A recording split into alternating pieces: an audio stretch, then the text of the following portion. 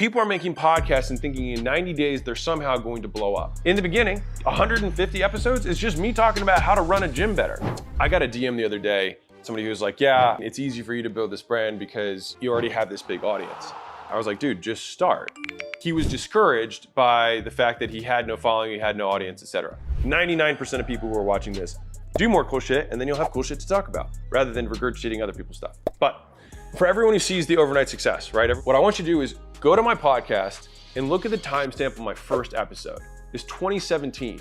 5.5, 6 years ago, it just now hit the top 10. And in that 6-year period, I did not miss. Every week, 1 to 3 podcasts for 6 years. And so people are making podcasts and thinking in 90 days they're somehow going to blow up.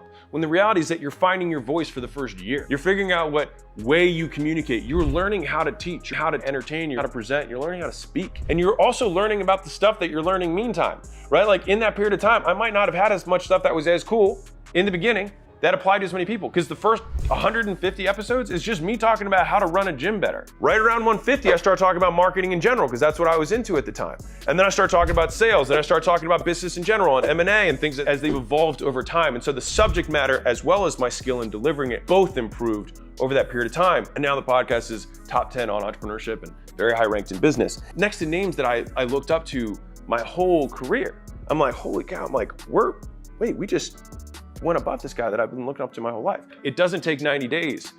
It takes years. If you think in days, the time's gonna pass no matter what.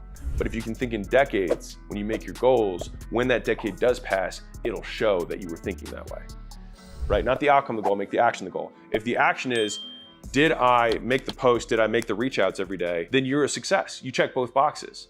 I wanna tell you a quick story. So there was a guy who started at the first gym with me, same day.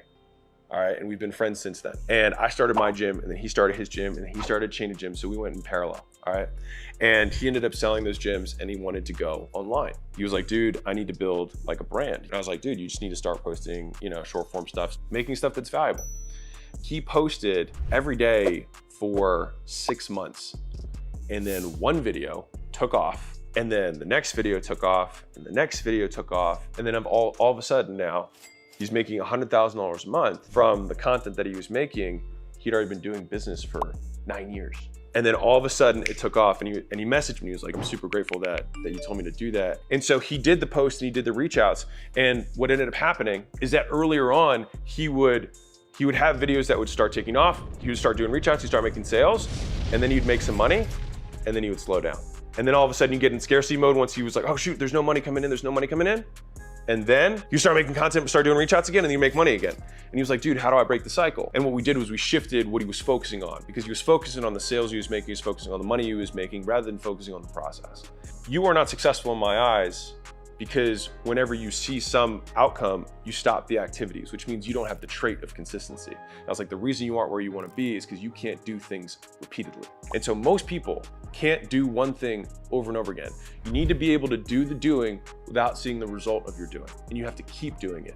And if you can keep doing things independent, and this is both ways, if it goes really well, you keep doing the thing that got you there. And if it's not going well, yet, you keep doing the thing so that you get good enough that one day it will. And that's the shift that most people don't make. And I think that's why most people just stay poor. And the reality is that if you can commit to the actions and the behaviors and the traits that you will grow through doing, then at the end of this process, a decade later, you will be the type of person who can do something for a long period of time and wait. And I promise you that if you have that trait, money will never be a constraint in your life. And this is from Atomic Habits. Every winner and every loser have the same goals. So when you measure yourself by having this external thing, and people are like, set goals. Everyone wants to be rich. Everyone wants to have a six-pack. Your goals don't make you unique.